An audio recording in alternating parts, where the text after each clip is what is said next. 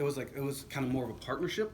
Because if the salesperson knew, hey, I got to supply the adhesive for the seams on this sisal, it was like, okay, this is easy. We can install. We can work together. They knew the correct rates to charge and whatnot, so it was great. And we used to do a ton of it. We used to do a lot of that in San Francisco, actually, for different studios and whatnot. So it's quiet, it's durable, and it can last a long time. But it does take a lot more time to actually install it, so you got to be more careful. So the most common fiber that you've probably heard of is wool. So I'll pass around this. So that's wool with a few little tufts bundled up there. So it can be kind of shaggy, like that sample there. It could be loop pile, which some people might say this is Berber. Berber usually actually means anything with like a color fleck. And then there's some urban legend, if you will, that it comes from like the Berber people, and it's like the different colors of like the sheep, or and goats, hair that make it that fleck color. That's the actual technical term for Berber. Whether that's true or not, I don't know, but technically this is more of a loop, what we call like a level loop pile, as opposed to necessarily Berber. So there's that. How do you vacuum this? How do you clean this? Very carefully. Okay, a dirty secret. I know I'm being recorded here, but Dyson is like a dirty word. In fact, I think the only honest carpet mill is Unique Carpets Limited over there. They had a thing that said, hey, if you have a claim and we see a Dyson at your home, your warranty is automatically void. Because Dyson, you couldn't adjust the beater bar, and that beater bar is too rough on that type of fiber, and so it just frays. And then that beater bar combined with the high suction, or whatever technical term, that combination, it just causes the fibers to blossom out or fray. So sweeping it gently, or an adjustable vacuum cleaner. Like I have a wind tunnel, and that's served me for years, so that's what I would probably use on something like that. Levi, can I add to that? When you're working with sisal and somebody wants that, and they are telling you they want wall to wall, this is when area rugs come into play. This is when, as a designer, you're going to want to say, let's talk about an area rug instead of wall to wall, because it is miserable. Yeah, that is, it's very heavy too. Yeah. There are thinner. No, that's an excellent point. Thanks for bringing that up. There are thinner sisals too, but usually people that say they want a sisal, they don't want the thinner ones. The thinner ones are more like, okay, hey, you got a limitation here, so we're just going to do the thinner one. But that earlier one that passed around, like that's usually the true sisal. So that's an excellent point. Yeah, because I could get into vinyl and like hard goods and stuff like that, and that's a whole nother subject. And there's like weight limitations even on the carpet cushion. I'm kind of jumping the gun, but sure. Well, let's take a break, because I mean that's kind of like the natural fibers. There is silk. You might see like an area rug made out of silk. Silk is beautiful, super expensive. Stanton there has something called like poly silk. I got a sample here tucked away. I'll get to later. Silk's really cool because actually at home I have like a wool and silk combination, a traditional rug handmade, and the fiber of the silk catches the light around like certain like rose buds and stuff like that, and it's just more of an accent and all that because it captures that light and it reflects it back. It's like, oh, it kind of highlights it. But 100% wool, carpet. That's Silk.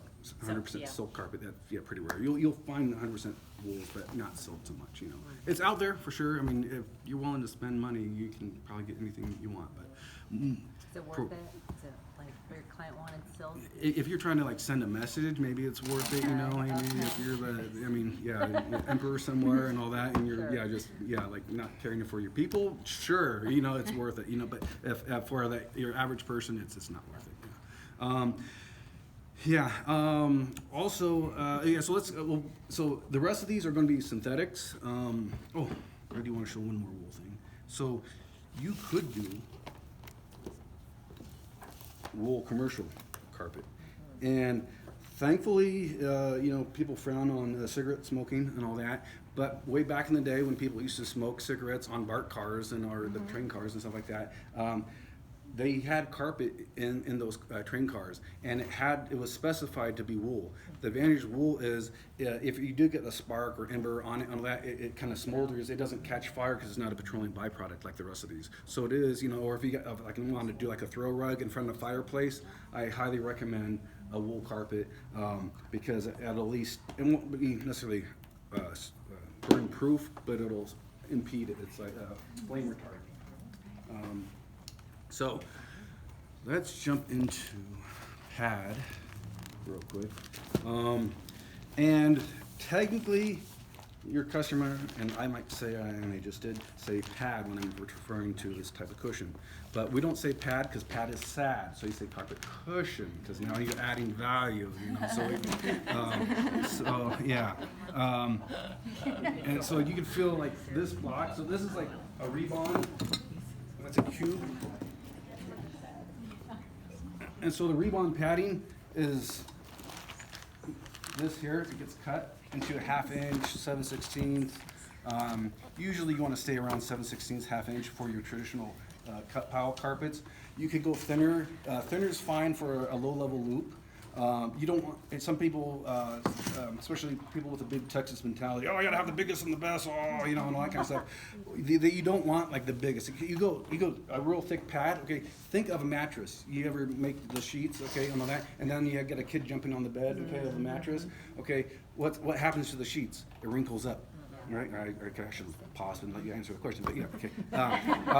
So it wrinkles up, okay, and if you go thin, okay, it's not going to move as much, right? So that's where like 7/16 to a 1/2 inch is probably the sweet spot, because here's something else to consider. I'll pass this around too. Here's this one. Yeah, 7/16 to a 1/2 inch, because how is this carpet, if assuming it's wall to wall, how is it installed? Anybody know? Yeah, stretch. Okay, yeah. So it's stretched to what? Wall to wall. Yes. Okay. What keeps? Yeah. What keeps it stretched? The nails. Yeah, the nails. Okay. So we call it tack strip. Okay. The tacks are angled to face the wall. Okay. And so you're stretching this carpet all the way to the wall edge, and the tack strips pinning it, okay, in place. Okay, and then you take your stretcher and you stretch it this way, okay, and then you kind of keep going down the angle until it's perfectly stretched this way. Then you quarter turn and you keep doing it that way. Okay, those pins are what hold it in place. So if you have a super thick pad like those cubes going around, okay, that carpet's going to be straining to set itself in place. Okay, and you're lifting that carpet off, and then now plus it's moving all the time, it's going to get wrinkles. They don't have bigger nails? Tacks, no, because then Tacks, people step on it, and then we get a call back, oh, my toe's bleeding or whatnot. And so, yeah, so, yes, question. Fair. Is this rebond as well, but just different than Yes, actually what so you that's said? added with a memory foam, and then that's just like a standard rebond. And then, like, in fact, I'll pass these around. So, yeah, these here have added moisture or spill guard on top. So, let's say you have a client that spills something, goes through their, they might have spill protection here, but what happens when it goes through here? Okay, if you just have this, it's like a big kitchen sponge. Okay, what happens when you wipe something up with a sponge? It gets absorbed into it, right? Yeah. So adding the spill guard keeps it away from the pad and to where the carpet cleaner can remove from the fibers. And then you ever hear of capillary action? Okay, so like think of the oil lamps. So you have an oil or a basin of oil, okay, and the candle wick would wick up that oil and keep that flame lit. So you have a carpet that gets a stain, it's wet, okay, and then the cleaner comes out, it dries, but he or she gets it so wet it's all the way into the padding. Okay, now that stain that's in the pad gets transferred, or capillary action pulls it back up. Hey, my stain's reappearing. You didn't clean it, Mr. Carpet Cleaner or Mrs. Carpet Cleaner. So that's what goes on. This spill guard helps prevent that. So Can you okay. talk about that? When, Yes. Obviously, with pets, you want to use that, but Yes. can you talk about why 100% of us do or don't want to use that? Why you wouldn't want that spill guard? Okay. I don't know why you wouldn't want it. Yeah. Because That's the point. yeah, because it helps. Not only does it help block the stain or something from transferring into the pad, it also helps with odor. I had a client. I won't say her name. I almost did. She a repeat client. Okay. It was hard for her to make. It almost took her about a year. Her poor husband was doing the remodeling, and it was their first home. And they had rented it out previously, but because it was the home that her and her family, you know, and she raised her kids in on that. So even though she was renting it out again, it was still that emotional attachment. So she went with a real nice carpet, and she went with like this Future Foam pad right over there, like the Blue Heaven. And a year later went by, the property manager convinced her to allow this one nice family, they're a really good family, they come well recommended, blah, blah, blah, but they have a dog, and her policy was no dogs. A year later, that family moved out. They didn't stay long, so it wasn't a long-term tenant, so it wasn't that good an investment from her perspective. And the whole house reeked of dog urine. So I said, hey, that's not the end of the world. Don't forget, that has that spill guard on it. So we peeled up one half of a room, let it dry, kept the windows open, the fans going on, all that. Laid that down, we flipped the other back, and then and it aired out, and then that took care of the smell, because the smell was still in the backing of the carpet, but at least it wasn't in the padding. And so she was so thankful. And so, I mean, so even from that perspective, I mean, that wasn't so much a stain issue, it was more of an odor issue. So at least by going with that kind of pad, it helps for long term, you know, and so I don't know why you would say, nah, I want to save a penny or 2 pennies per square foot and not get that. I mean, it's the cost difference is really negligible for that added insurance, you know, yeah. Then there is stuff like, this is called Healthier Choice. I prefer this style. I'll pass that around. I'm just talking about it. That Healthier Choice, they have it in different thicknesses and weights. What they do with that one is it has a spill guard on top of it. It is with a moisture barrier and a type of memory foam. Memory foam is technically a trademark, so we have to be careful about saying, oh, this has memory foam in it, but it's something, it has a memory retention, you could say. And it's somehow also organic because it's made of soy. So rather than like a urethane base, like this other carpet cushion is going around, that's pretty much urethane, whereas this is soy based. You know, and my rep says you could eat it. I wouldn't recommend it because I'm sure it's got other stuff in there too. But that is I'm not supposed to say virgin material, but I've been saying that term for so long, I don't know what else to call it. But anyways, that's all pure or brand new material. So it's not like a product like these others that are shredded into those little bits and then pressed into like those cubes and shaved down into rolls. So that's a lot more expensive, and sometimes that's more expensive than my economical carpet. So the price actually does jump. Advantage of that though is if you had like a carpet that you say, hey, this carpet's going to be here 20 years, I'm going to be here for 40 years. When it comes to redoing the carpet, I don't want to redo the pad.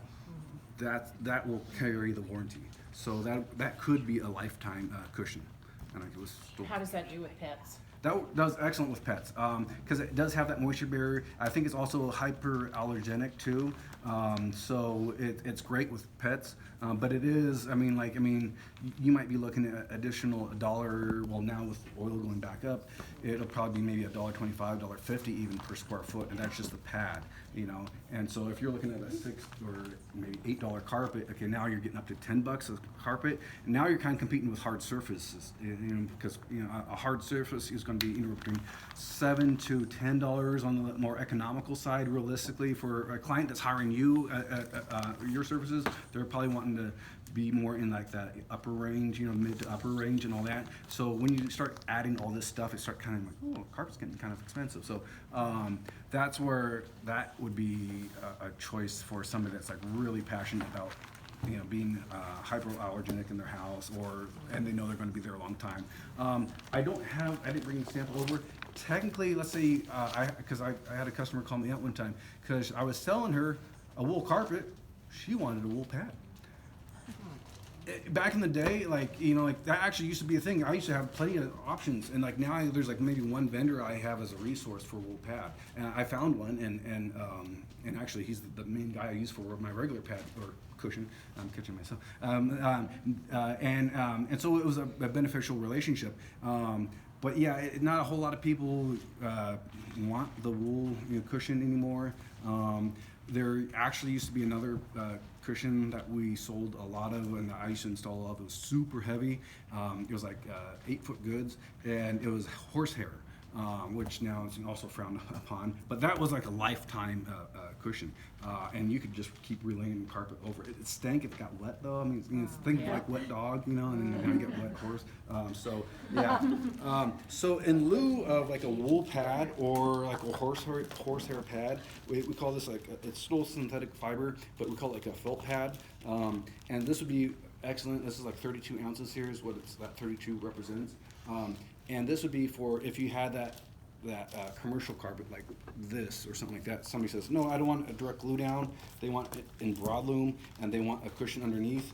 You would use this thickness here because again, if you go too greater than this thickness, even though this would be like a double stick glue down or in other words, let's say this is the concrete, we full spread the adhesive here, roll this pad out, called cushion, and then re-glue the whole top. And then you put the carpet on top of that. That's what we call double stick, okay? It would be a cushion like this.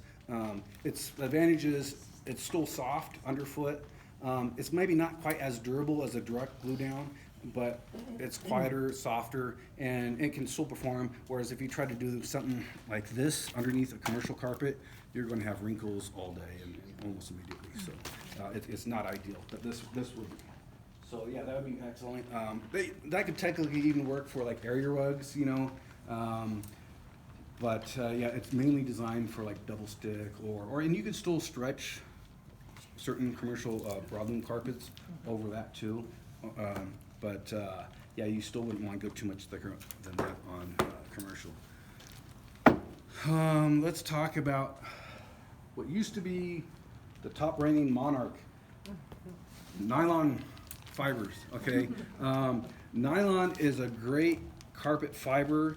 It was originally designed to capture some of the benefits of wool carpet, mainly the feel and the durability. However, it needs stain protection. It's very porous. Wool's pretty porous too, but the advantage of wool is it's naturally stain resistant. Don't let anybody tell you otherwise. I'll pass that around. So way back in the Wayback Time Machine, you traveled with me to when I was like 11 years old or 12 years old. So, you know, adolescent lifestyle, wearing the big bare fuzzy slippers and being a klutz and watching the big TVs that were like huge, like cabinets way back in the day and watching. And then I tripped and the whole big plate of spaghetti went right on top of the white wool carpet, like that earlier one, kind of like this, like that. Think of like spaghetti, the red sauce and the spaghetti just getting down into this, okay? It cleaned up. What we scoop up as much of the solids as possible, and then just use water. And if you just keep adding water, how do you wash your hair? Mostly water, right?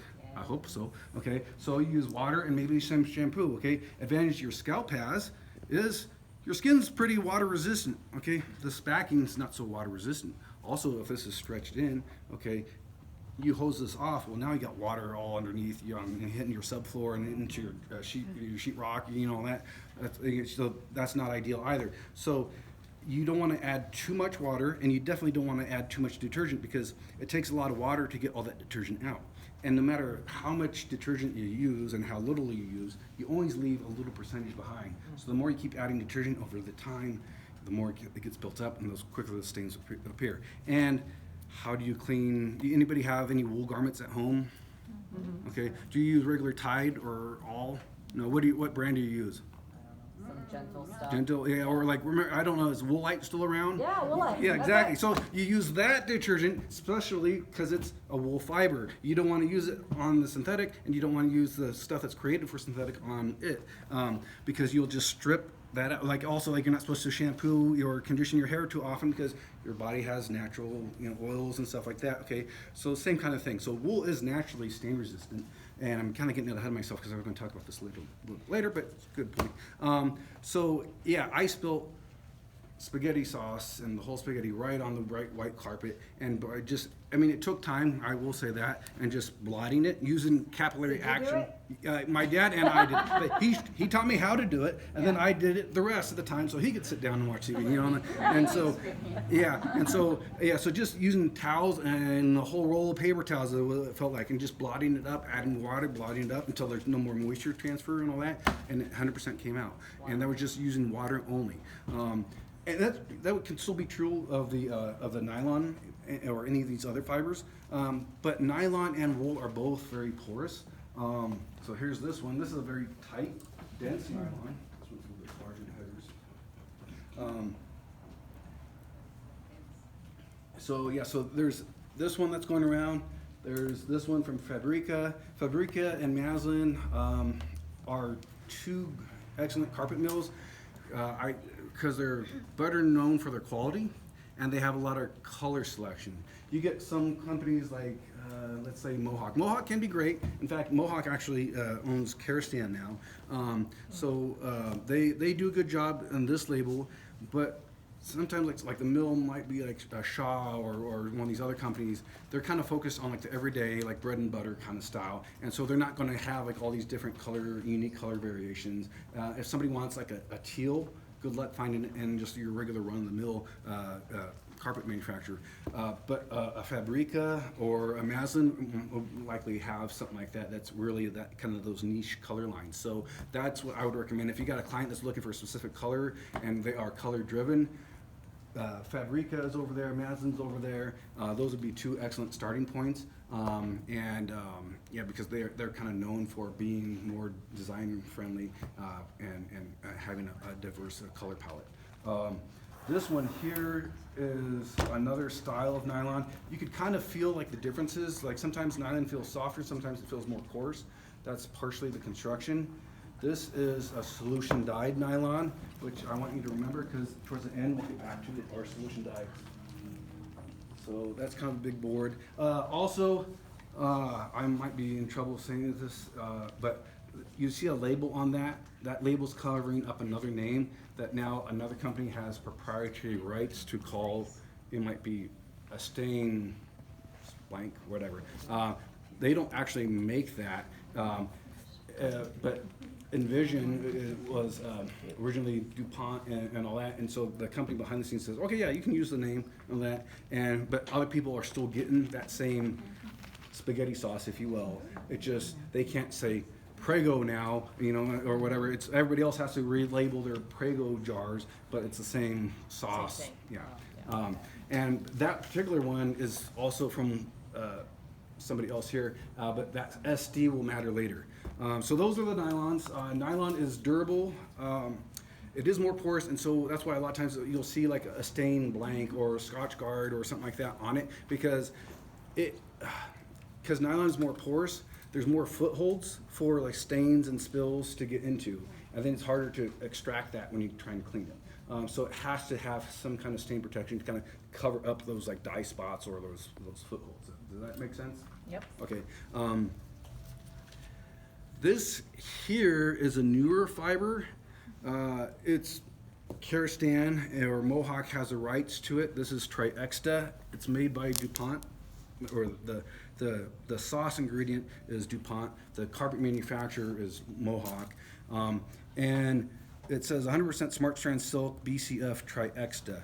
So that Triexta has been around since I think like 1968. So mid to early 60s is when Triexta came out. Softer than nylon, still petroleum byproduct.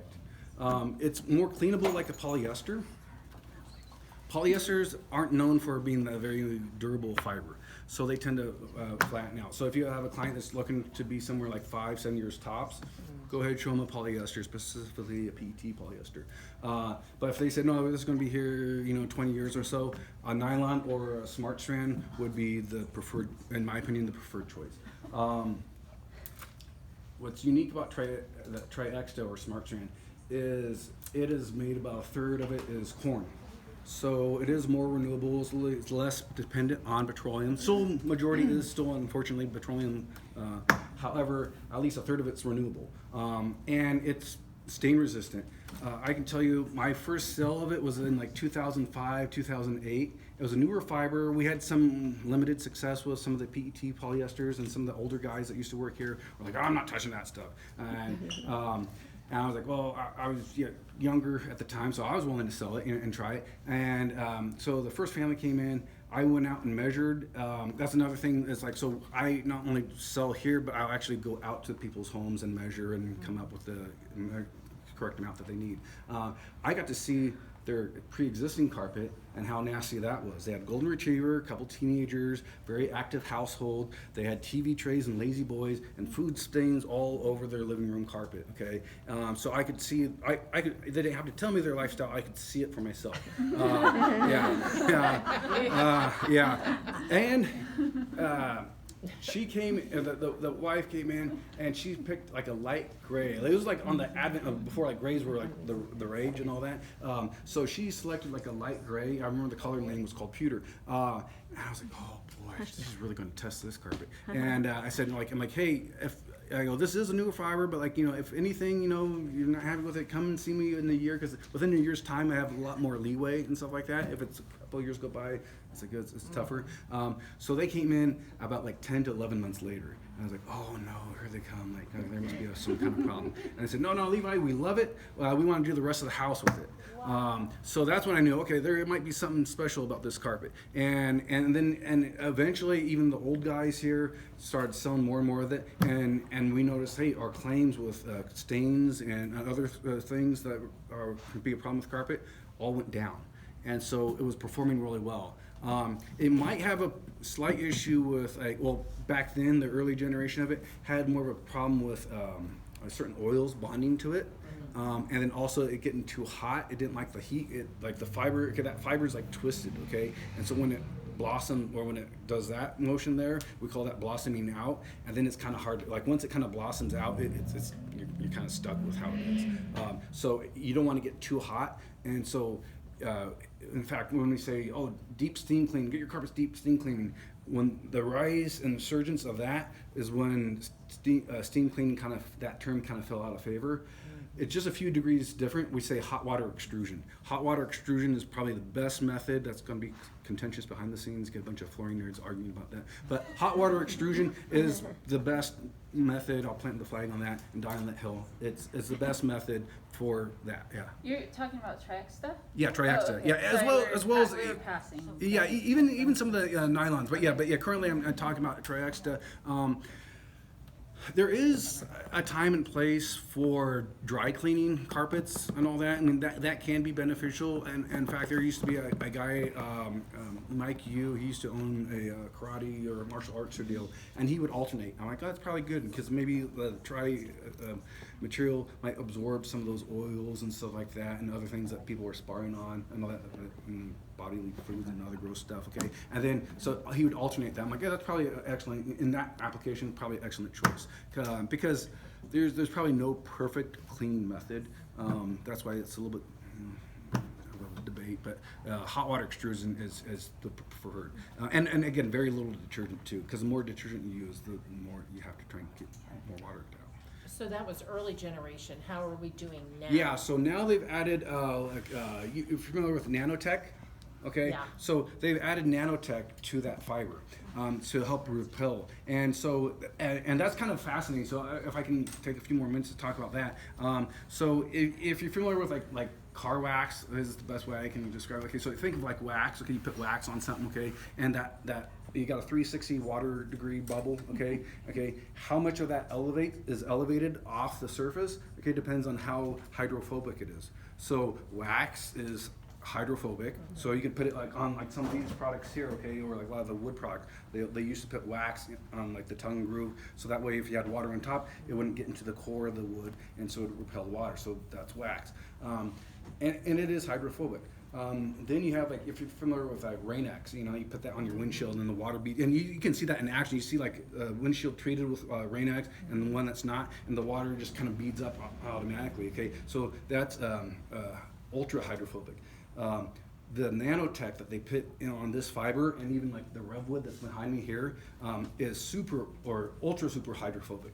And so of that 360 degrees, okay, 270 degrees is elevated off the surface. So it's currently the most hydrophobic thing that's put into flooring. And in fact, the Revwood that's behind me, I know I'm getting into a different category. This is a vinyl plank. It's made out of PVC. Sprinkler pipes in the front yard are made out of PVC. Water's really not an issue with it. However, these manufacturers that make this type of flooring don't want you to steam mop, like those like shark steamers and stuff like that you can do.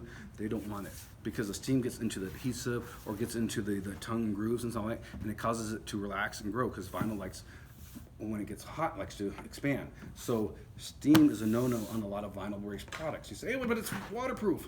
Yeah, but it still responds to water, so define waterproof. The Revwood, which is like a glorified laminate, you can steam mop and all that. So when customers say, or if I see they have a steam mopper at their house when I do it, I say, hey, you might want to pause on this and go look at that, because that is stable against moisture. So sorry, that was a little bit of a segue. We'll go back into carpeting. I'm sorry, I Yes. just wanna finish that. So the twist and the blossoming Yeah, cool. with this addition is making it so that you're not gonna have that? Yeah, Or- yeah. okay.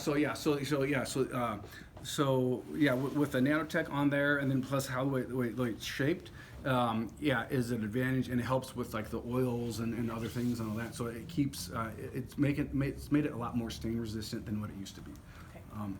So now you have, now we come to PETs. Now a lot of times people see this or says pet protect. Oh, this means, or even sometimes there's other stuff that says pet protect. Okay, but this PET is a type of polyester. So there's regular polyester, then there's PET polyester. PET polyester is polyethylene tri something.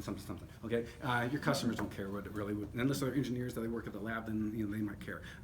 But most part they just say, yeah, it's polyester, and it's you have like a hollow, think of like a hollow spaghetti noodle. Okay, that's regular polyester. PET is a solid spaghetti noodle, so it's more structurally integral. Okay, or it has better support and strength. So I'll pass this around. And on this one here, there's like 3 different types. It's just a good, better, best. So like a lightweight, medium weight, and heavyweight. And so it's like a 1, 2, 3. So that's a PET polyester. Even with it being solid, it's still gonna crush. Yes. Yes. Yeah. And so here's another type of PET polyester. This used to be one of my best sellers, actually. And then just styles kind of fall out of favor, or colors fall out of favor. But yeah, this I used to sell quite a bit of. And for polyester, it seems to hold up pretty good. It's still not great.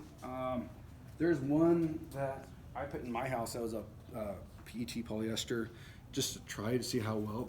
I was selling so much of it. I was like going from house to house to house. I was like, man, this nice looking carpet. I'm like, and so when it came to time to do mine, I'm like, I'm gonna try it. It is polyester. The high traffic areas, it's not holding up the best compared to maybe some like the nylons, but actually it's doing pretty good. And polyester is usually more economical compared to nylon, because think of like a barrel, okay? And you have like the heaviest sledge at the bottom of that barrel that settles down, okay? That's what they extract and make into nylon. So it's very hard, okay? And so it's strong, but then a lot more manufacturing process goes into it, making it into a fiber, so it becomes more costly to convert it into a fiber. So that's why the cost rises. Then you have the Tri-Exta, which is kind of like a hybrid between the polyester and the nylon and then the corn, and it's kind of like I think the best of all the worlds. Part of what I started to say too, remember, okay, it actually came out like the mid to late 60s. Let's just throw a dart and say 68. DuPont sat on that. They also made another product called Stainmaster, okay, which was a nylon. And actually, Stainmaster carpets stayed over a third cleaner, like when they were doing like the surveys and stuff like that, and the analysis that would be sent out, and the material would be sent back in. Study after study for years said, hey, Stainmaster carpets stay over like a third cleaner than other competitive nylons.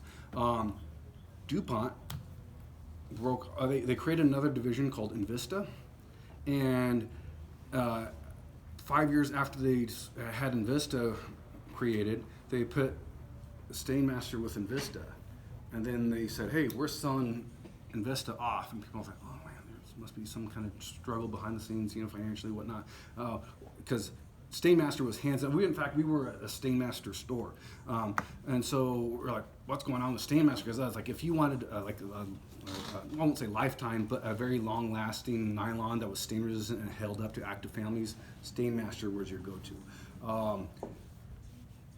Then about 5 to 7 years after that, they came out full-fledged with that Tri-Extra stuff. And then it kind of was like light bulb moment, because the Tri-Extra just is superior to the Stainmaster. It's just so much more cleanable and so much more stain resistant. I'm jumping ahead, but even the way it's shaped, and I'll get to that in a second, even the way it's shaped is different than nylon. And so it just has a lot of inherent advantages compared to a nylon. And so whereas polyester was just cheap, but think of the price of oil going up now with gasoline. Okay, it's kind of going crazy, right? Okay, well, what was oil and gasoline back in the 60s and 70s? You had the OPEC scare and all that kind of stuff, but gas was still like $1 or $2 or all that. Okay, so gas was cheap. So why add corn to something and make it more expensive when the competing products were cheaper and maybe the nylon was just as durable? So sit on the product and wait for the next generation to be more receptive to a newer fiber, or more receptive to a greener alternative and all that, and less oil dependent. And so that's really what it began. And then actually Shaw used to actually have the rights to Tri-Extra. I forget what they called it, but they treated it more as a PET, and it didn't do any well because it was to everybody else in the market at that time was just a different expensive polyester. Whereas when Mohawk got it, they did a thing with Ricky the Rhino at the Atlanta Zoo. You can look it up on YouTube and all that. And they put it in a rhino pen, and it was there for like over a month. And then they had a hot water extractor come and clean it, and you could see it in comparison to itself. And it's like white, or the cream color is what it originally was. And it's nasty dirt and then clean, and all that. And so, and crush resistance too, because you had a rhino walking on it. So those are kind of like synthetics. I thought I had some olefin product, because that's another category that that is made into carpet fiber. It's pretty rare to see olefin in a product like this, in residential products. You'll see it in commercial. Our carpet back there in what I call it the green room, the green carpet back there, and there's one that's also blue. That's olefin. So it can last. I mean, life expectancy on olefin is pretty low, and it's one reason why you don't see it made in residential. It's strong until it's not, and then when it's breaks, so the fiber breaks, there's really nothing you can do. So it's a low life expectancy, but in a loop product and in a commercial short pile, it can last because that fiber can't go anywhere. Because if it's looped, it's locked in. Think of the cut pile as like a buzz cut. So if I got my hair like with gel and and it's like this, and somebody's rubbing their hands all over it, okay, my hair's just gonna go frizz it out, right? Okay. Now if my hair was braided, okay, I might get occasional flyaways, hair follicles and stuff like that, going like this, okay. But the bulk integrity of my hair is going to remain braided and locked into my scalp, okay. And it's not going to go everywhere, okay. So that's kind of thing. So think of again, all fiber we just complicate it. It's just simulating hair in some way, okay? And so why did I bring this one out? Because I was going to distract from olefin. I don't have any olefin product. But olefin can be great for commercial. Like, so if you have like a commercial client that says, hey, we're just doing like a little show pop here and all that, and maybe you're doing like a trade show, and we're just going to be rolling this carpet out and then taking it to the next, show and all that. Okay, olefin can be a great product for that application. Olefin's great with color, great for stain or fade resistance. Olefin's also great with mildew or like moisture and all that. So there is an advantage with olefin. It's just not a longevity wear and tear advantage. Or stain. Yeah, for stain. Which is why we don't do residential. Yeah, because it just doesn't hold up residentially. Yeah. I'm about to show some stuff that will argue that, but you won't really see it, and if you do see it, it's designed for a specific reason. I wanted to bring out this one because this is again another kerosene piece. This is 75% Tri-Extra and 25% nylon. I'll pass that around, and you might say, Levi, talking too much, but I have another question. Why is that combined with nylon and Tri-Extra? Because advantages of Tri-Extra, but then the feel, sometimes people, oh, it's too soft. This must not be very, durable, or it's too cheap feeling. So adding that nylon gives it that a nicer hand. That's the touch or the feel of the copper. We call that a hand. So it gives it a nice bulkier hand that makes it added value. Even though it's probably better off if it had more of the Tri-Extra. Here's another thing. Also a Karastan piece. This one, about 69% Smart Trans silk, 25% BCF PET, in other words polyester, and then about 6% nylon. Why are they adding 3 different fiber types to this one? Because again, let's just round it up and say 70%. Okay, 70% Tri-Extra. So that's great for the wear and tear, the cleanability, all those nice advantages for Tri-Extra. The PET polyester is usually brighter for color. Okay, so for those color reflects and that jewel tones and all that, they really kind of sell the color and make it vibrant and pop. That's where polyester has advantage over the other materials. Another thing, on the nylon, that little bit of nylon is probably just to, again, help it with the hand and kind of give it some extra beefier feel, like, oh yeah, this is a nice carpet, and we're not being too soft and just lays over. If you notice that said silk on it, that doesn't mean it actually is made with silk. It's still those other 3 types of fiber. And so what the silk just feels really fine, right? The denier is really fine, okay? If you have a big spaghetti noodle, okay, and you shrink that spaghetti noodle down to a smaller stock, okay, it's the core ingredient is the same, okay, but now because it's smaller in diameter, it feels softer. Okay, so think of baby's hair, okay, versus maybe an older guy's hair. Okay, my hair is going to be coarse feeling, okay, but when I was a baby, I had really super fine hair. Okay, it was nice and soft. Okay, same hair, same guy. Okay, it just that diameter of the hair is different, and so now it feels softer. Okay, so nylon. There was one I passed earlier around that said nylon DuPont Tactesse or Tactisse, however you want to pronounce it. That they shrunk that diameter a third or 2/3 down, and it's the same shape, same main ingredients. It's just smaller in diameter, and that gives it that softer feel.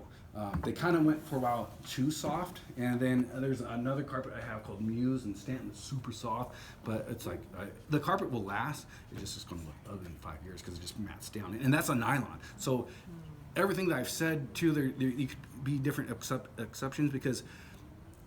Are we considering density? Are we considering pile height? There's other factors too that are in place, because you could get an inexpensive nylon, okay, and rather than lasting 20 years, it might only last 7 years. So you got to compare lightweight and density with each other. So this is the one that's a cheater. Why do I call it a cheater? Because remember what I said about olefin, and this says polysilk. Okay, and this up here says polypropylene. So polypropylene and olefin are kind of used interchangeably.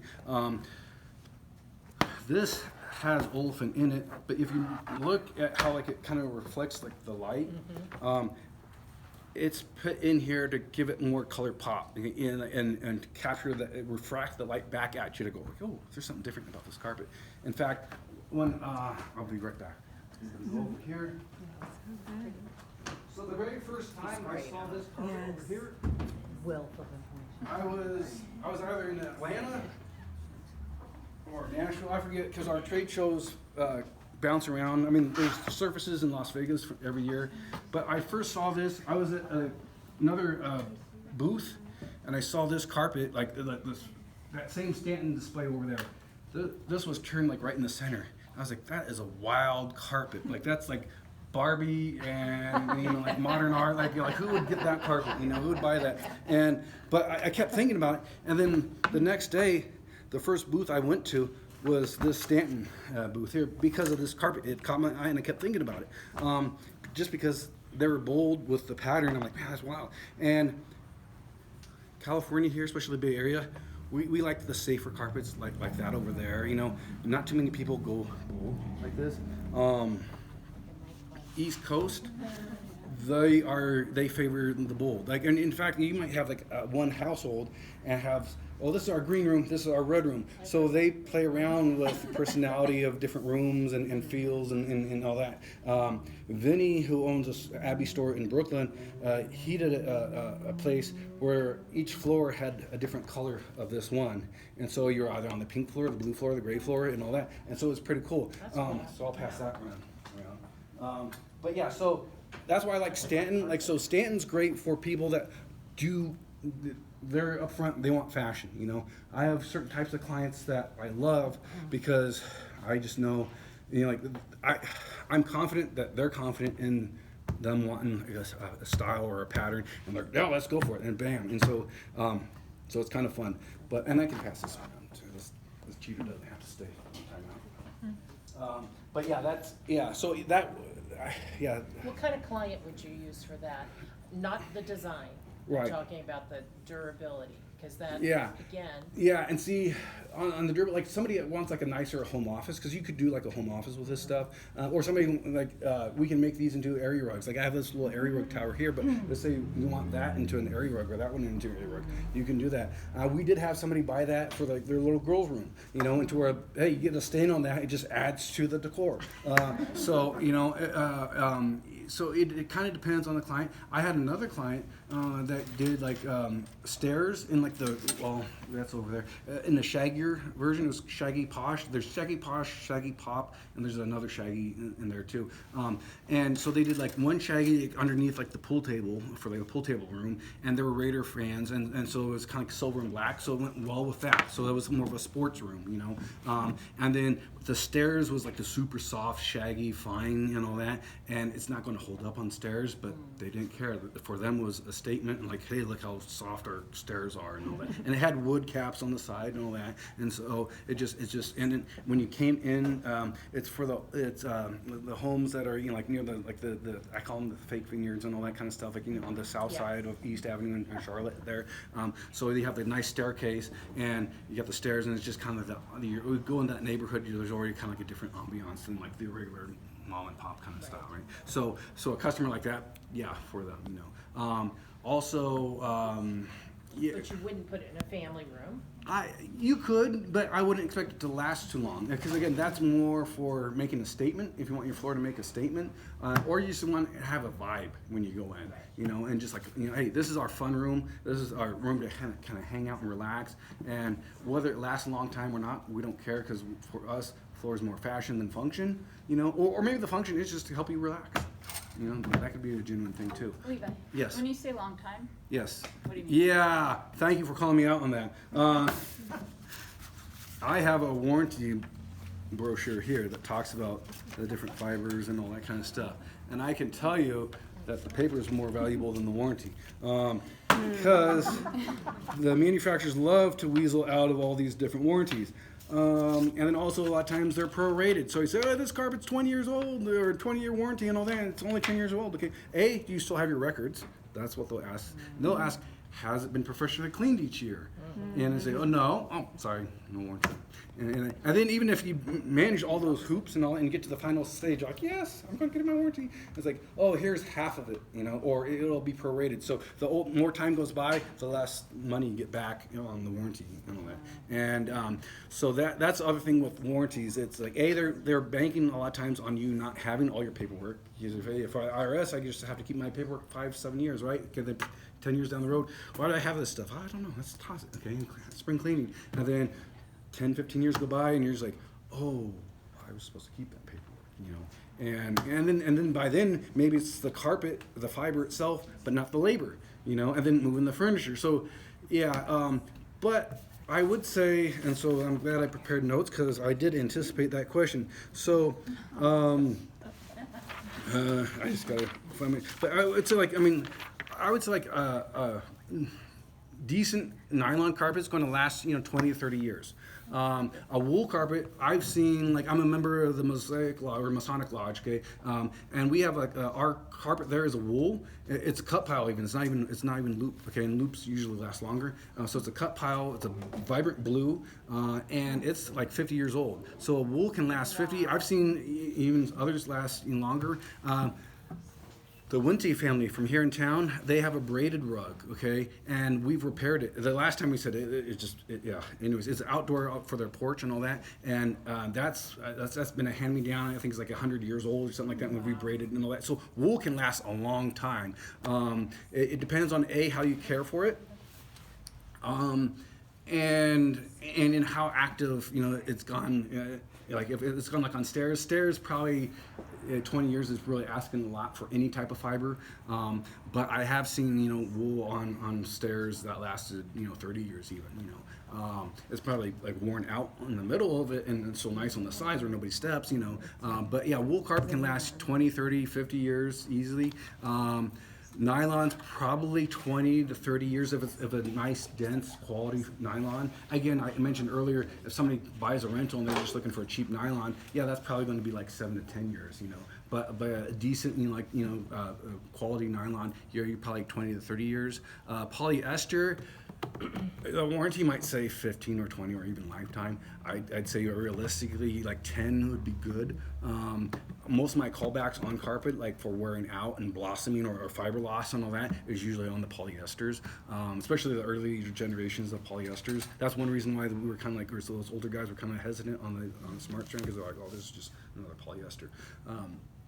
And in fact, one of our insulation coordinators, he put the polyester. It was recycled Coke bottles. I was like, hey, Envirotech was the name of the mill and all that. And so it was like, hey, recyclable, okay, cool. They bought into that, and it was just him and his wife. They're in like their 40s, and they had cats, and so it wasn't a very active household. And their carpet was fuzzing up and just turning into like these fuzz balls and stuff like that. And the cats were licking them and choking on them and getting hairballs. Yeah, it was nasty. So it cleaned up really well, but at the same time, the carpet was just fuzzing, and just looked nasty. I mean, imagine like wearing like a nice sweater and then you got all these fuzz balls everywhere. It's just tacky. So so we ripped it out for them and filed come in, that company went bankrupt. So, but the newer generation, the PET polyester, does hold up better. And I would say for a good quality polyester, I mean, like mine, like in my house, like, it's probably 7 years, but it has, I mean, it's not wearing out. It's just the carpet crush is kind of happening right in the high traffic areas. And I have hardwood throughout most of the house. It's just the bedrooms only have carpet. So it's not even like the high traffic area. Well, it's high traffic areas, but it's not like the worst high traffic areas in the household. So yes. I'm sorry. So the polyester warranties will say 20 years. They but can. They're yeah. wearing out for a carpet specialist. You're wearing out in like 7. Yeah, and so I'm like I wouldn't really hold too much stock in some of those warranties, and in fact, in most of those warranties, because the manufacturer's kind of banking on the client not having all their information down the road. And I'd rather under promise and over deliver than do the reverse, because that's when you get people that are angry, Yeah. Yes. What's the price difference if you're going with a better quality nylon versus the polyester? Yeah, polyester. Yeah, so usually a couple bucks per square foot difference, So you might have like a nice polyester, my most expensive, nylons used to be in like the $4.99, and that was like back when I started like 20 years ago or something like that. Now that's like a standard PT, or something like that. And like if anything, it might be even too cheap now at that point. So yeah, I'd say most of the nylons are probably going to be 10 plus, whereas you'll still find like polyesters in like just up to like the 8s and 9s, and all that. You might find some there in 10, but usually polyesters don't get that high. And I'm kind of quoting like carpet cushion and labor rates. Advantage of carpet is I can quote labor rates because we're usually covering the substrate. Like let's say this is whether it's a hardwood or plywood or concrete. The substrate here, I'm putting down a cushion and I'm putting down the carpet, and we call it covers a multitude of sins. So if let's say there's a height difference, my guys wouldn't do it, they'd remove this, but somebody else may have already put that down and then covered it up, and you barely feel it by the time you have the cushion and the fiber here. So that's why we say carpet covers a multitude of sins. So it's easy to pre-quote labor rates on carpeting, whereas on hard surface, it's all more involved and more finicky and a lot more variables. So carpet is easy. And we used to actually, be as a textile, we used to sell everything by the square yardage. Because I mean, you go to Joann's, Michael's, and you buy fabric, you're buying it by the yard, right? Okay, so why do you buy carpet on the square foot and not a square yard? Answer is federal government. In '98, a law passed that said floor stores or carpet stores had to sell everything based on square footage.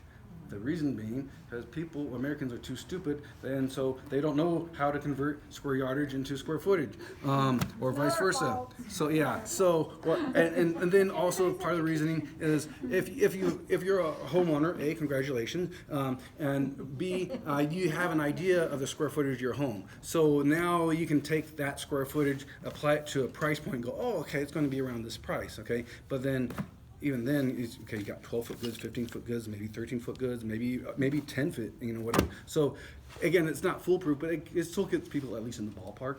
And then what really brought it home is like in 2000, or was it 99? It was still after this law had passed, and we did an early adopter, but we still had things. We pretty much went right away to square footage, because for us, hey, if I'm selling, take. What's 4 times 9? 36. Yeah, 36. Okay, yeah. So, this is $36 a square yard. Oh, that sounds expensive. Okay. This is only $4 a square foot. Oh, hey, that's affordable. Yeah, okay. So it's the same price. Okay, but now that number is smaller, so it makes it seem more affordable just because we shrunk down the number. So we'll sell it by square footage. Yes. Is that law just for retail? Because when you're ordering from the manufacturer, it's still square yards. Yeah, but manufacturers are like it's been in effect so long. They still a lot of times I'll say like, oh, I'll ask for the square yardage, and because normally they'll tell me like the square footage. Especially because California, like there's there's a lot more, and that's a dangerous rabbit hole. So we like when I'm booking a job and somebody says, "Oh, this is 1,200 square feet," I'm like, okay, well. That doesn't really tell me much. But if they say, oh, it's 110 yards or 90 yards or whatever, I get my, oh, okay, hey, yeah, a crew can do like 90 yards in a day or something like that. Okay, so the yardage is kind of what we still figure for estimating how long a job will take. But definitely on the retail side, we have to disclose the square footage and the square foot cost per square foot. But I think it was within a year of all changing. I was helping the lady in here, and then the guy was in here, and my dad was talking to the guy, and the lady kept asking me what the square yardage price was on everything. So I just kind of gave up and was quoting her square yardage on everything. And then my dad asked the guy, who was her husband, what he did for a living, and he worked for the Department of Weights and Measures. So it's kind of ironic that here his wife was asking for the square yardage price, and so I'm like, hey, that's entrapment. But no, he was like, cool, at least we had everything already priced by the square footage, but just because she quilting and whatnot, so her background was fabric, and so she better understood the square yardage figure as opposed to the square footage figure. So that was a crazy segue there. But how did I even get on that? Now I'm trying to figure out how to get off it. But yeah, so that's, yes, you have a question. Oh yeah, I was wondering what would you consider like the most sustainable option? Wool? Yeah. Because some people say, oh, the sheep and all that kind of stuff, but I mean, at least that is not petroleum byproduct. We're not pulling it from the earth. It is off a living creature, yes. However, most of those living creatures are kind of they've been bred by humans for so long that a wild sheep out in the wild probably wouldn't have that much wool on it anyways, right? Okay, but now because of genetic selecting for different traits, and corruption or involvement by humans, however you want to word that, humans have kind of repurposed that animal for a different task. And so now, if you don't shear it off, it's going to suffer. So hands down, wool is the most renewable. And I mean, I'm a big proponent because it lasts longer. It's natural. Unfortunately, it's not hypoallergenic because I had an English bulldog one time that broke out in hives. We're like, what's going on? Well, we put wool carpets in his kennel, and he was breaking out in hives. We're talking to the vet, and have you introduced anything? We're like, no, just the wool carpet. So yeah, yes, yeah. So that's so. I'd love to say it's hypoallergenic, but unfortunately that's not the case. But yeah, wool. I mean, because wool is natural, it's durable, and it is. You do have to care for it a little bit more, but it is stain resistant. And so why not encourage that? Same thing with cork. Unfortunately, not enough people buy cork.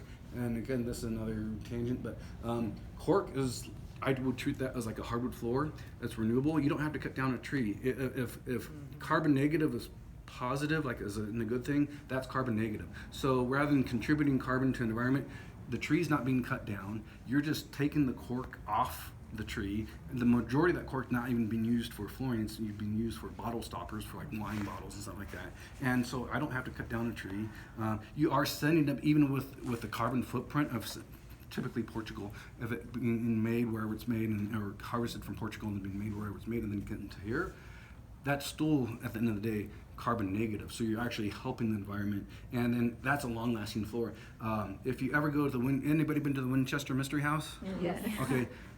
That's been open to the public for 100 years. That's just open to the public. The building's actually older than that, okay? But they have the original cork floor. Wow. Now, I will say it's probably got some kind of nasty shellac on it, on that, but the cork flooring itself is the original cork flooring from well over 100 years ago. So again, that's a great testament to the durability of that floor. Now, you're kind of limited on designs, and that's probably its main disadvantage, but it's warmer underfoot, it's quieter underfoot, it actually feels softer. They did a study too, like pets in the households and stuff like that prefer like they'll like settle on cork floors and like rest on cork floors over other types of flooring. So cork is renewable. I could talk about Forbo, or the original linoleum that's made with cork. So I'd say cork and wool for natural and sustainable flooring options. Hands down, those two. I mean, I get passionate about your two those. go-tos. Yes, yeah. Yeah. Oh, Yes, sorry. one more question. Yeah. Can you share about your thoughts on Tencel or Lysol carpeting? Oh yeah. Yeah. So I don't even. What is Tencel or Lysol carpeting? I don't even know those terms. Like rugs that Oh, are made rugs. out of Tencel and Lysol. Okay. Like, The it's like plant-based. bamboo-ish kind of. Oh yeah. Bamboo. Yeah, I just don't run into it enough. So I've heard of yeah, because I always think of like the tensile strength and stuff like that, thing. But I just don't see enough of it, and I don't think I don't think the manufacturers that call on to me really promote it. So I wouldn't even know enough to share. But that's I'm sure that's growing because I mean because the bamboo and stuff like that. I mean there's more of a need in for more natural sources and stuff like that. And you had a question. Yeah, when you're done. Oh yeah, okay, yeah. But yeah, it's like so I haven't experienced it enough to really have an opinion either way on it. But yeah, that'd be interesting to see if that gets promoted more and pushed more, because because anything to get us off the petroleum is a win in my product, and another little tangent. So PT polyester can be great, and it's great to try and make things more recyclable. But at what cost? So California's kind of pushing to get more and more stuff made recyclable, which is good, but at the same time it should kind of be a little bit more market driven and not so much like top down driven, because the polyester is being replaced more often than the nylons were. And think about the carbon footprint. So now we're replacing this carpet, we're spending money and tools and resources to drive and replace this carpet, and then most of this pad is urethane anyways, and so and a lot of people are replacing the pad too, so that's getting replaced, in about half the time, if not, shorter compared to a nylon, but it's recyclable, so yeah, we can feel good, but it's not performing well, and so it's like, so why, so I think some of these alternatives, there's an opportunity for it to catch up and do what is good about the law, but it just right now the technology is there, and then plus, it's just like if it were as well, then great, I'd shut up and say, hey, that was a good idea, that was a win. But right now we're just not seeing it perform well. And that's why I think at least that tri-extra is kind of like the hybrid of the two, and it's at least a third is renewable. So, but then again, you don't have to worry about any of that if you just go to wool to begin with, right? Because that's the most renewable. Your question. So with the carpet, if I wanted to channel my East Coast Yeah. decor and I wanted a room with carpet of different colors, but then I wanted to sell my house and I wanted it all the same, but I wanted it to match the main area. Could I do that? Would the carpet still be around 20 years later and match? Probably not. Is that- okay. And even if it were, it'd be a definitely different dye lot. And so that's where like the advantage of like that Maslin and Fabrica, like what they'll do is it takes a little bit longer to manufacture, but Yeah. they'll reinspect like this is cushion, but let's say this cushion was the carpet, okay, and okay, it's 12 feet across here and whatever my length is here, okay. If I cut this off to seam up to here, okay, if this is lighter than this side and this side's darker, and you'll see that line here like, oh, this is lighter, this new piece here is darker. That's what we call side lot or side match issue, okay.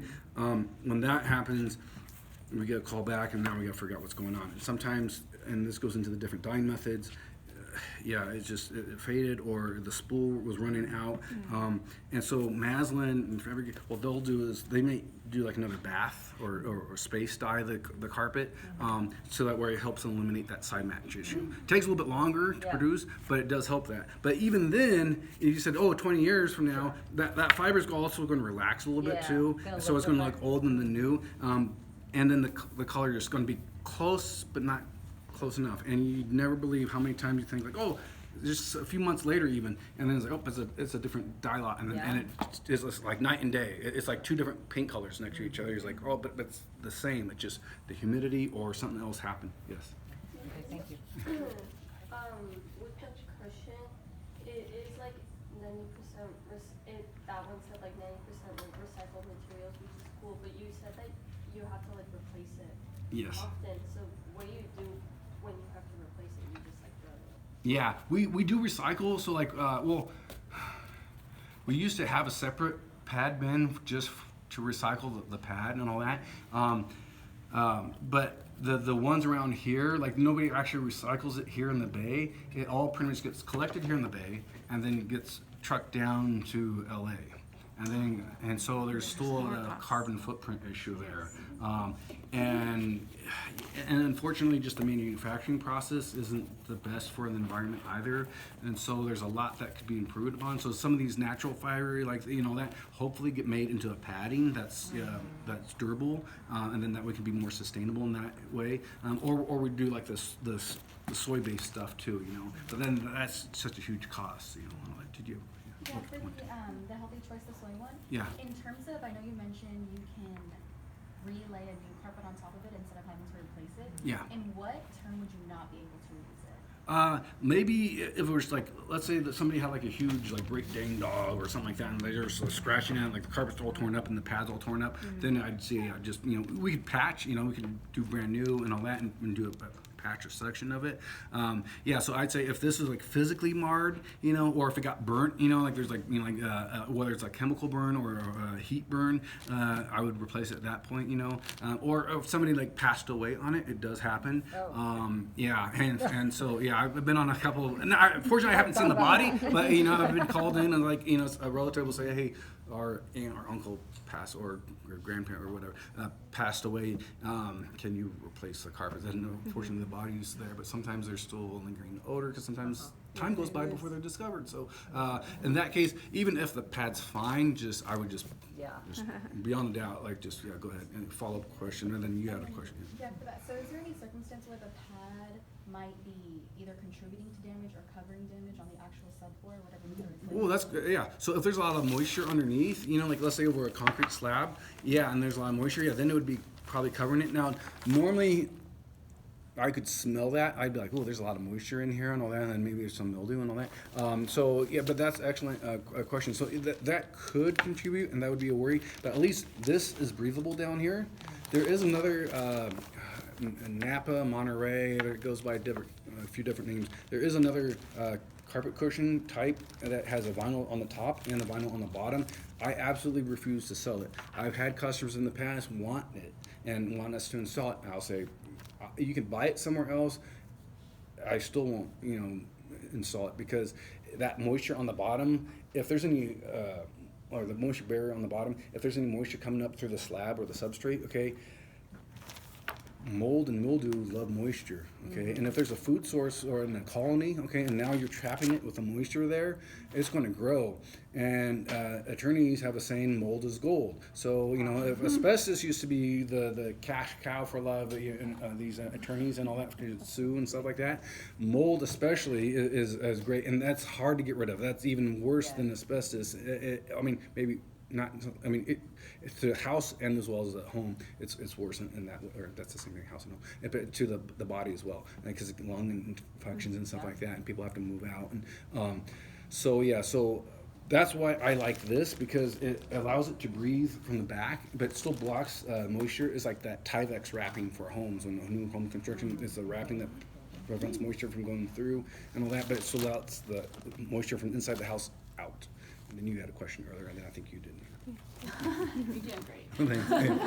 I want to circle back to the recycling of Yeah. the pads. So you say you ship them down to LA Yes. to some big center, and then do they go on a barge out in the middle of the ocean and just sit there, or do they break them down? and- No, they break them down. Oh, okay. Yeah, and sometimes they get remade into cushion again for or carpeting. cool. Other typically it's made into like a lot of this stuff, and or especially automotive upholstery.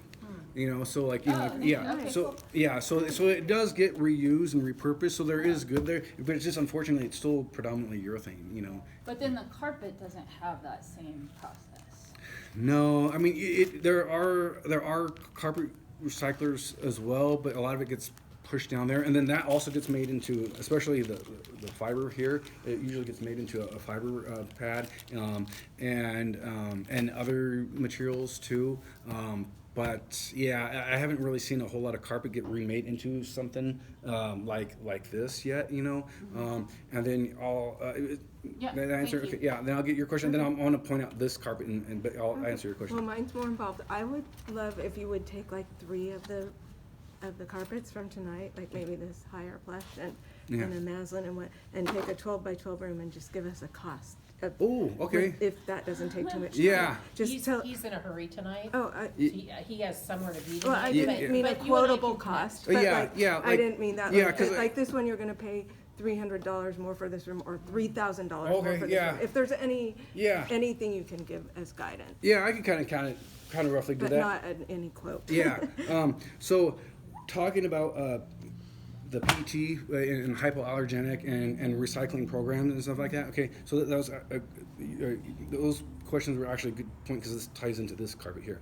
So this is 100% PET. Yeah, you can like see the difference. Yeah, That's and, cool. and so this backing is its padding, okay, and so what happens is it's polyester fiber here, polyester cushion, and it's 100% hypoallergenic. This actually does have a recycling program. It gets put into like green bags, okay, where we're supposed to put it in green bags, and then we call somebody up, and then they come by and collect it. And I think it can be remade into the carpet again.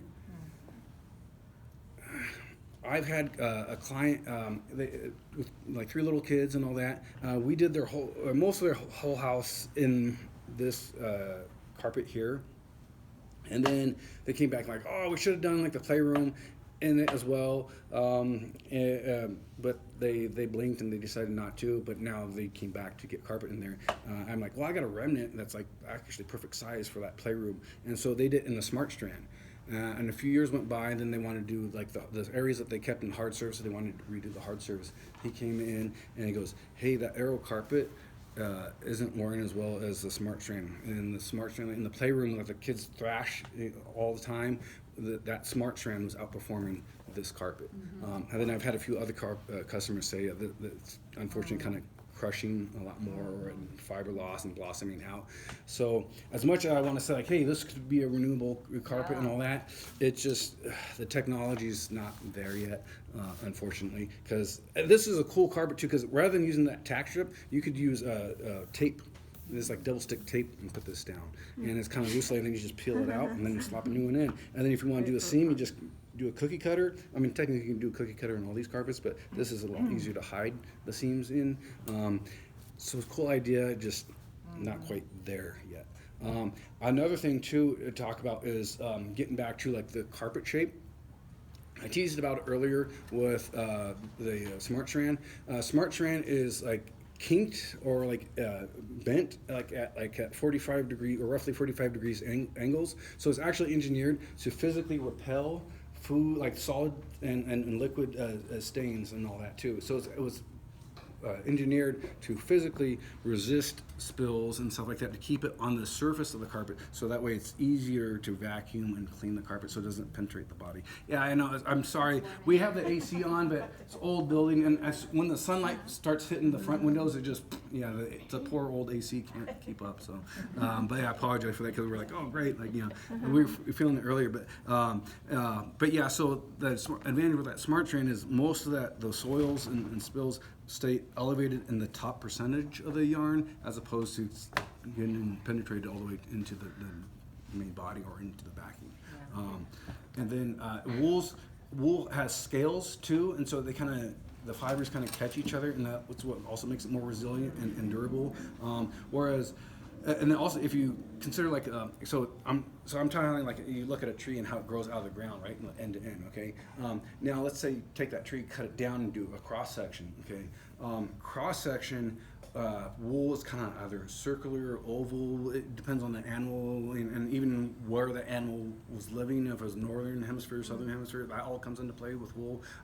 Like that Porino wool, or like real super fine wool and all that. Like that's from different regions. So that all comes into play with wool. So wool, there's a lot more variables. Nylons, being a manufactured, it's more stable. And think, okay, it's at one time it was a petroleum base. Okay, it's in a vat. Okay, and either color gets added to it there, or color gets added to it later. But whatever it gets, it's heated up. Okay, and into a semi-liquid. Okay, and then with the pressure and the heat, it goes from huge tubes down to smaller and smaller, finer tubes, and then it hits a little jet nozzle and goes out, and then that's where it forms into a fiber and gets spooled onto a nice big spool and then put into carpeting. Okay, so that fiber shape is trilobal most of the time when it comes to nylon. Okay, so and those lobes kind of catch each other. So being a guy, I like to think of like armor and chainmail, right? Okay, and like so you think, okay, chainmail is flexible, okay, but then you strike chainmail, it forms like a little rigid area. So kind of same thing. It's not the scientific explanation, but it's the everyday layman's terms, right? Okay, so the nylon and those lobes kind of catch each other and support each other, and so that's what makes nylon a little bit more durable than a polyester. Polyester is like round or more like a spaghetti noodle. I've heard that more of it's now also being made into trilobal, so it might change a little bit here. But traditionally, polyester is round and hollow, and PET is round and solid. It's getting more trilobal, but that's why it's softer, it feels nicer, but then it just kind of goes everywhere. Okay, and then that tri-extra is, I would say it's still I think it's considered trilobal as well, but I'd say it's more tricircular, because rather than like sharp points like nylon has, it's more rounded. So think of like 3 polyester stocks kind of like fused together. So you have like the core strength of like maybe a nylon, but the softer edge of a polyester, and that's your tri-extra. And then plus also don't forget, like when you're looking at like a tree, it's more kinked like this, so it's more like a spring, and so it's more resilient that way. So that spring shape kinked at 45 degrees angles at the molecular level, it just bam, it bounces back. Whereas the other ones like nylon and wools bend in they're angled a bit, but they'll catch each other and support each other and push each other back up.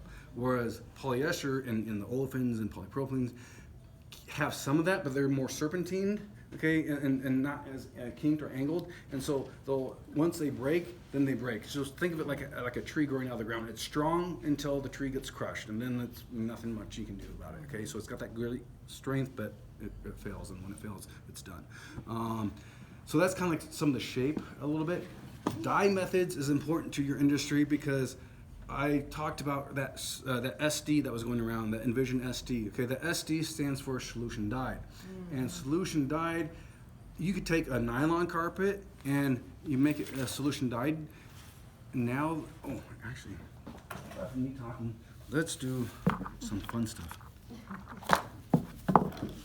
Prepared for this. So who wants to, I need 2 brave volunteers. Okay, so I got one. Sorry, do you mind if Oh yeah, sure. Yeah. Okay. Screaming at me, So- I can do something. I need some. Can I trust you with a knife, or can I trust you with a peeler? I've never peeled. I never so- peeled. Okay, but you use a knife. Yeah. Okay, I want you to cut the carrot in half. Uh-huh. Okay. Do I have another volunteer?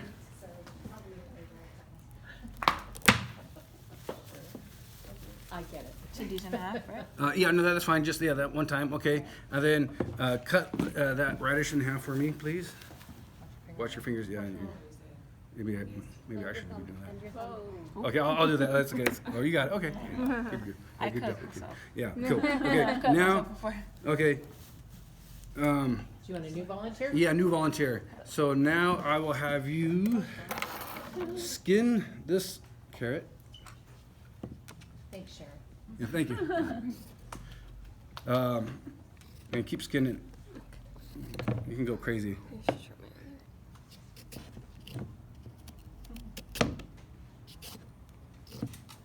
Okay. So I'm on the spot. now, why am I having you play with produce? It's relevant in a second here. It's technically relevant now, but okay, that's probably good. But you could probably keep skinning that. It's going to stay that same color. Okay. Go ahead, skin this radish carefully. That's a little bit trickier. Okay, that's good. Okay. So, what do you notice about this carrot compared to this radish? Its solution died. Yes, solution. Yes. Okay. So the color goes all the way through on this carrot. Okay. You can cut it in half. You can keep peeling it till there's nothing left. Okay. It's going to remain orange all the way through. Okay. That radish, you skin it just a little bit. You know. Now you got a new color on the inside. Okay. So this would be like your other types of dye methods for yarn. Okay. So our hair, okay, is in a sense solution dyed. Okay. Your natural hair color is in your root and it grows out of your scalp. Okay. This is synthetic hair. Okay. And so it's either solution dyed or it's space dye, spec dye, Beck dyed. There's a bunch of different dye methods. Print dye. Milliken used to make a kind of a cool rug that was like white like that radish, and then you could do like crazy prints, and if you could even like sign your name and your name would be thank you. Your name would be printed into like the carpet and all that. But it's just on the surface, okay? Where solution dyed, that color goes all the way through. So as long as you have fiber, you have that color. So it's still important to have stain resistance, but you don't need it as necessary because that color goes all the way through. So you could, there used to be another manufacturer that had like a bleach spot on it and say, oh, you could bleach up to 50% bleach and it's not going to harm this. It might harm backing, but yeah, they were correct. That bleach is a chemical burn, really, but it's not going to burn out the color. You're going to, as long as you have fiber, you have color. Disadvantage of solution dyed. It's also really durable too. The disadvantage of solution dyed is, okay, look how bright this carrot is. I mean, this radish. I know my produce. Okay, so it's nice and white. Okay, and then the red's still kind of vibrant, right? Okay, well. So with yarn, if you have this color go all the way through when it's in the solution, okay, and then it gets extruded with the fiber, it mutes the color.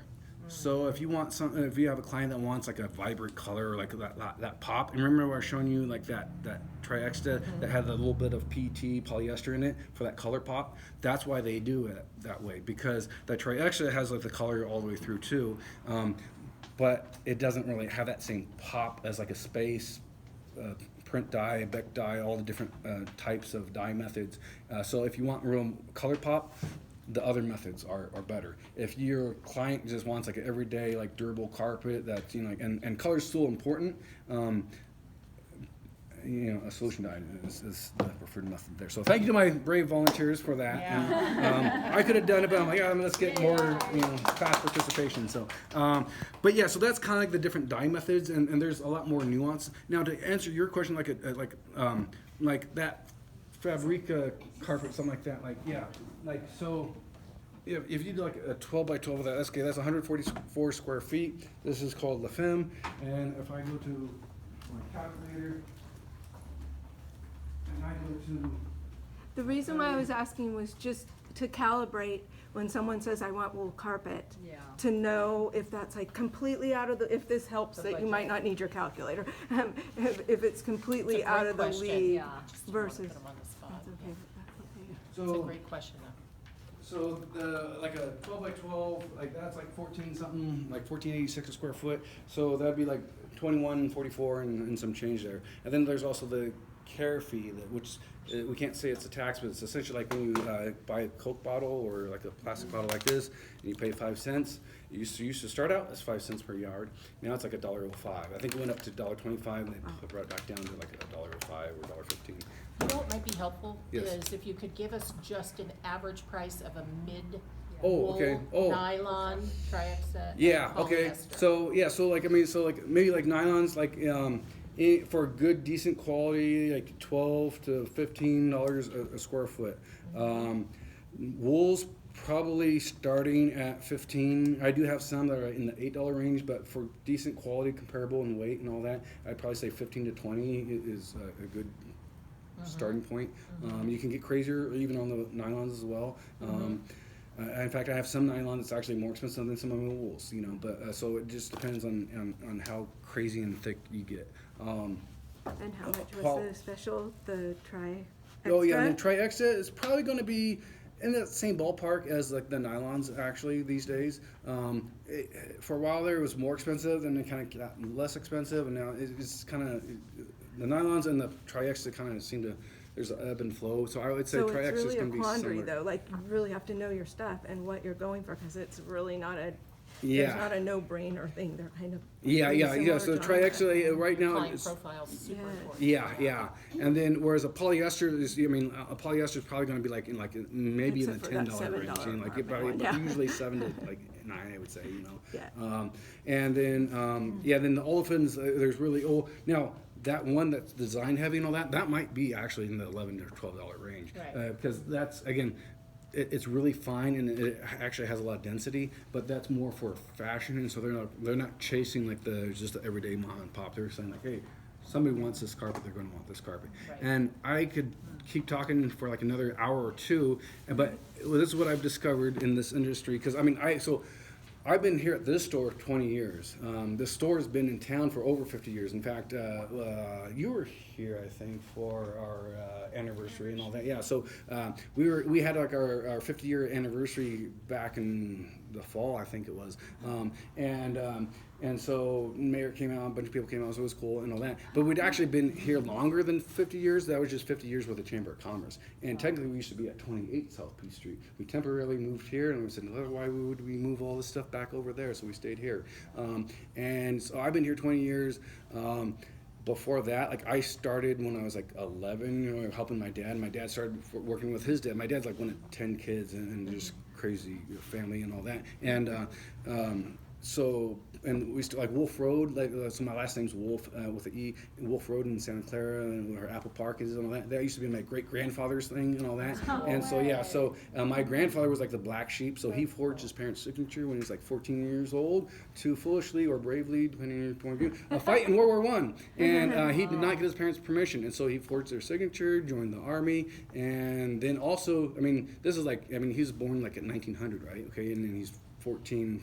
Joined the army, and he pretty much got cut off, especially when they found out he got a girl pregnant out of wedlock. And again, 1900s, you know, early 1915 maybe at that point. Okay, and so big stink, big taboo. So he was pretty much the black sheep of the family, or the unfavored son at that point, I should say, the unfavored son. And then the number 2 son became the number 1 son, and so he inherited the wealth, and then we had to do flooring. So if only my grandparent didn't forge the signature, you know.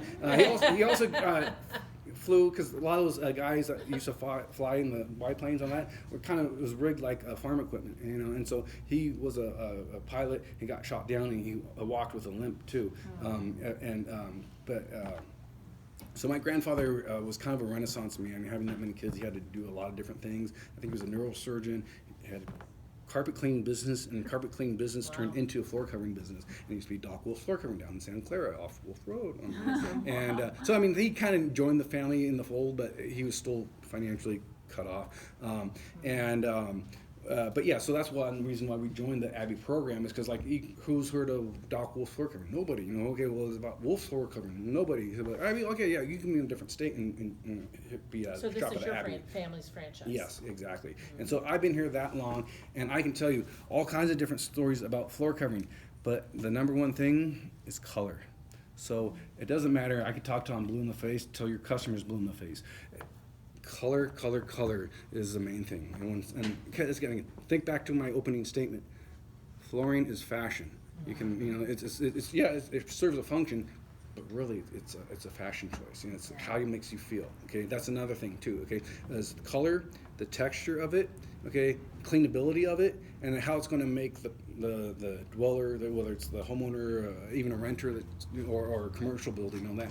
Okay, how will it make me feel when I'm in this space? Okay, because there's a plethora of choices, right? Okay, but do I want a soft, environment? Do I want something hard and durable? You know, what's the purpose of it? Okay, so some of the function does come into play, but it's still a fashion statement is really what it is, you know, and that's essentially all. You can go into all the crazy science about it, but if I talk now, fortunately for me, Livermore, number one employer is, well, it might be Livermore still, or it's either Livermore or Sandia, the two labs. Okay, a lot of the engineers love this kind of talk. Okay, and that's why I kind of start going into that talk. Okay, but non-engineers, they don't necessarily care about the chemical makeup or whatnot, you know.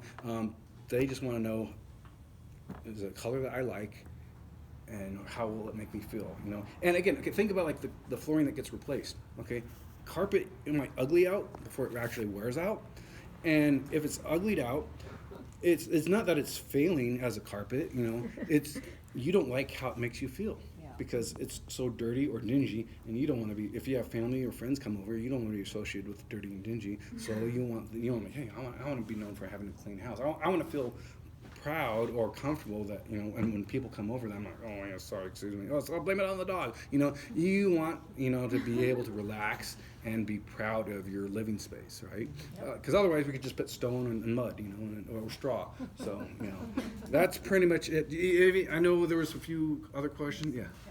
So if my client is on a budget, which is like not very cheap, not very expensive, but at the same time they're looking for like a carpet that stays with them for like 10 to 15 years, what should I recommend? Like wool mixed with some synthetic, or like nylon, or like the tri-extra?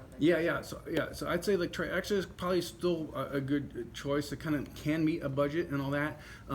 If budget is first and foremost, then you'd probably want to stay with a polyester, and you just let them know like, hey, that 14 to 15 year is probably going to be only half of that. Maybe if you care for it, you could milk it to get, or you could massage it to where it could last longer. But realistically, yeah, probably 7 to 10 years.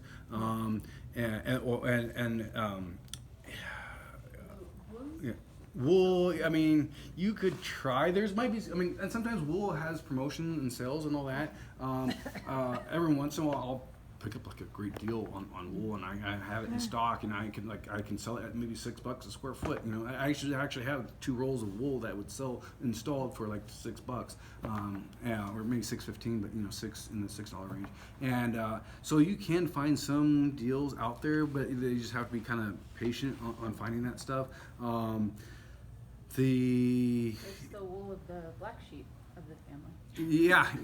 And so, yeah, which is dangerous because, you know, I'm a wolf, you know, and so I was like, you know,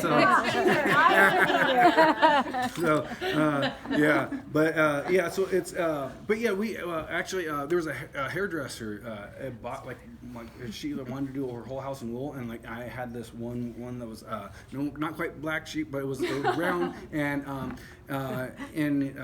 it was exactly what she was going for, and so she's like, let's do a whole house and all that, and she was very fashion forward anyways, and so it was a great personality fit as well, because again, like, I mean, I don't know, Deanna Ortuno, she used to live here, she moved to Oregon, but she was a hairdresser, salonist, and she used to have a studio, I think Hairlight Salon in Pleasanton, and it was kind of like a really cool studio and all that. And then COVID hit, and then she kind of pivoted. But yeah, she was great, and so it was like bam, and she was like, no, she had a distinct style in her home, and she even wanted like the stair rods, like for like stair runners, Oh, something like yeah. that. So I did like a wrought iron for her and then the stair rod, and stair rods are no longer function, they are also fashion, and they're purely decorative. Like a stair rod doesn't serve any more purpose these days to hold. They used to hold the carpet runners in place. Now it's just an ornament. It's just a glorified ornament. Yeah. Any other questions? I have a Yeah. question. So since you've been in the market for so long, what is the biggest change in the clientele that you've noticed? Like, Yeah. So carpet used to be the top reigning monarch. I'd say 80-90% of the floors that we installed were carpeting floors. And it used to be even down hallways, main living spaces, entryways, which is crazy. And maybe you have like the parquet flooring like in a 4x4 or something like that. And it was at 2005 to 2009, I want to say. It shifted into hard surfaces. Remember, if Brazilian cherry wood floors and stuff like that, that wood flooded the market. We found out it was being illegally harvested, and that's why it was so cheap, and all of a sudden wood became so affordable. But that drove a market to where people pivoted. Also, Pergo became popular right before that too, and so people were like, "Hey, let's just go ahead and do hard surface throughout most of the house and keep carpet in the bedrooms and all that." Because I mean, nothing's really as soft or as quiet as carpeting, so that's its advantage. So okay, well, let's keep that keep that softness and quietness for bedrooms. High traffic areas, we'll do hard surface flooring. So I'd say pretty much about these days, it's anywhere between 30 to 40% of our business is carpeting. The rest is some type of hard surface. so they kind of look, they have vision as an investment more than fashion, or like. Yeah, or just people like remember like what I said earlier, but like how carpet or how flooring makes you feel. Yeah. And so in the high traffic areas, like people don't want to be married, if you will, to having to always clean the carpet in the hallways to keep it looking nice or keep it crushed. Because most of the time people start off with like when you first get a car or something new, like you baby it for a while, then over time you just kind of take it for granted, and then it gets to the point where you're like, oh, I should have been maintaining this and I haven't. Now what I do? And now it's too far gone. And so people just don't have that discipline, and so I think understand that, and so they go to like a hard surface flooring like this, And the waterproof flooring, don't even get me started on that, because most waterproof floors are not really waterproof. Because I mean, define waterproof, and you put enough pressure, water will cut these things. In fact, Cardine at their headquarters outside of Pittsburgh, Pennsylvania, they have letters cut into the flooring and all that, and it's water jet cut into the flooring to put like these letters in and stuff like that. So I mean, it's cut with high pressure water. It's a waterproof floor. No, it's not, because you cut it with water. So define waterproof, And most of the time when these manufacturers are saying waterproof, they're saying like water resistant, and if like a dog dish, I mean, if you spill like a little bit of water like this, okay, on it, okay, yeah, it's waterproof for that, But if you're like flooding like with an open door shower, like I did a waterproof hardwood, and it's waterproof for the most part, but with 2 teenagers, like not shutting the door and the hot water getting in there and all that and causing it to puff up, only a few planks puffed up. So but it's still, for the most part, it was waterproof. But it's a more water resistant is the better word. And it's, even if it says, you might see someone and say, 100% waterproof.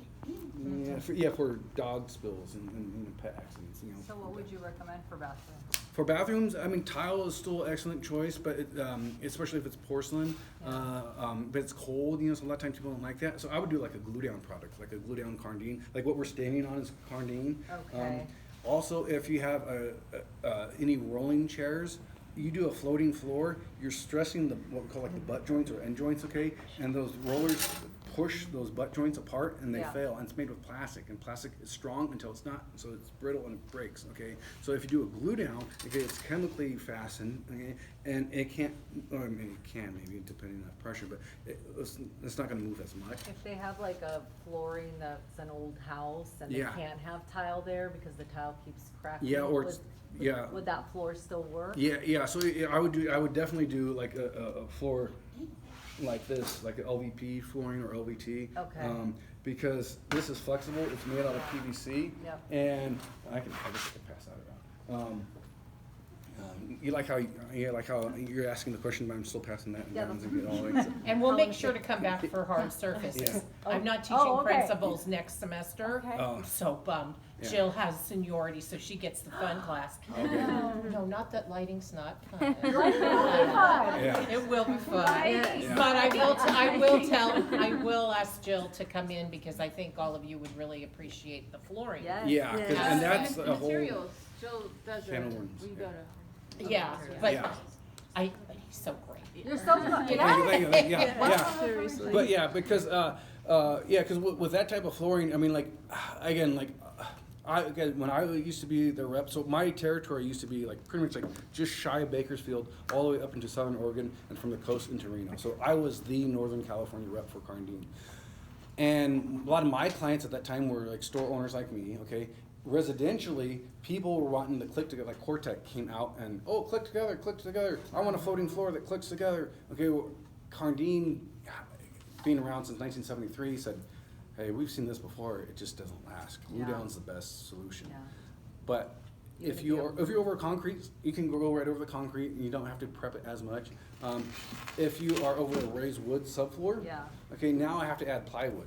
So now it's the cost of the plywood, the time, okay, and, Yeah. and the labor cost of that too, right? And so, What about over a marble? yeah, you could actually, yeah. So yeah, you could go over marble. They kind of get a little bit nervous because how well is that marble attached? But yeah, you can actually do that. But that's pretty over marble. Maybe going back to the floating floor might be a little bit better. But yeah, because sometimes the adhesive kind of pulls up like loose tile or the grout. It can be an issue too. But yeah, that's a whole nother can of worms.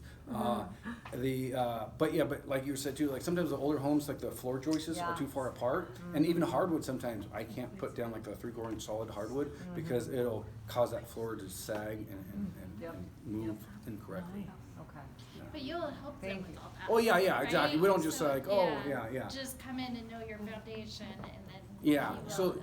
yeah, so the advantage of like of a store like me is like most of the salespeople here have like the installation background as well. Yeah. And so we kind of know what to watch out for. So we're not just, hey, wear this apron, you're in this flooring department today, you know, and in a few months you might be in the lighting department. Yeah, exactly. You know? So we come, and that's what I used to love about, even though I was a knee high and then toddler and all that, but that's what we used to love about like Macy's is like the Yeah. staff at like the flooring and carpeting people at Macy's came from Educated, a yeah. background, an educated background to where they knew for their customers what to look out for, you know, so they wouldn't sell them a hardwood floor that you can't install, you know, kind of thing. And like Libby said, like, yeah, that's one of the things that we kind of watch out for to make sure, like, okay, we ask a few qualifying questions to your customer too, so we kind of, maybe budget is not as important as you might think, you know, it probably is, but again, if it was, just go concrete. You know, what's wrong with concrete, bare concrete? Okay, I don't like how it looks. You know, it doesn't make me feel like I've invested in it, right? So it goes back to that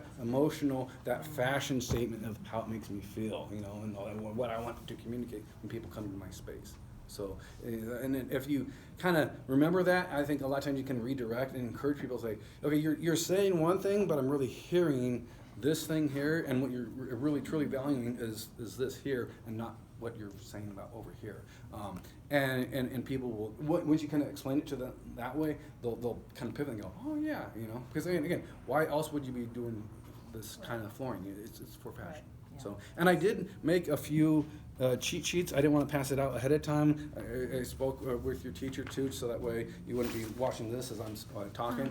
So I do have notes that pass out too, so you guys can kind of get a recap. Because there's other stuff I didn't talk about carpeting that's still in these notes. So, Levi, I yes. have Yeah. if everyone else is done with their questions, I just have a few because I know they'll benefit from these questions. Yeah.